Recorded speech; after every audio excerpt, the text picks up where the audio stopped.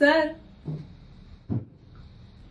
मानसी, पाथरे, या या या वसा वसा. कसे आहात सर? मी एकदम उत्तम आहे. तू आज शाळेकडे कशी काय आलीस? माझ्या मुलाच्या ऍडमिशन साठी आले. ऍडमिशन झालंय. जे काही किरकोळ फॉर्मॅलिटीज आहेत ते हे आणि ओम करतायत. वा वा वा वा. ठरवूनच ही शाळा निवडली सर.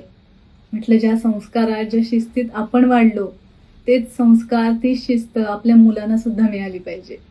खरंय तुझं. पण आता संस्कार करणं, शिस्त लावणं हे काही शिक्षकांचं काम राहिलेलं नाही. म्हणजे एखादा मुलगा चुकला, बेशिस्त वागला, गचाळ वागला म्हणून धपाटा देता येत नाही. एखाद्याने अभ्यास नाही केला, चुकीचा काही वागला म्हणून ओरडायचं नाही. अगदी परीक्षेत कॉपी केली किंवा चोरी जरी केली तरी काही बोलायचं नाही, पालकांच्या हवाली करायचं. आता विद्यार्थीच काही काही वर्गातच शिक्षकांना शिव्या घालतात, मारतातही. पण आम्ही तक्रार करायची फक्त, त्यांना काही करायचं नाही. अगं चुकांचं जाऊ देत. एखादा विद्यार्थी परीक्षेत नंबरात आला, काही स्पर्धा जिंकून आला, काही छान उत्तम काम करून आला तर कौतुकानं त्याच्या पाठीवर हात ठेवायची सुद्धा भीती वाटते आता. मग शिक्षकांची आता कामं काय?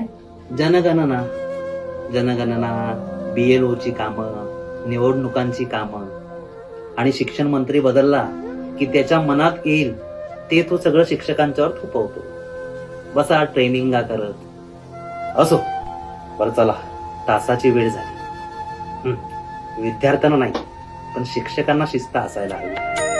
सुसंगती सदा घडो, सुजन वाक्य कानी पडो, कलंक मतीचा झडो.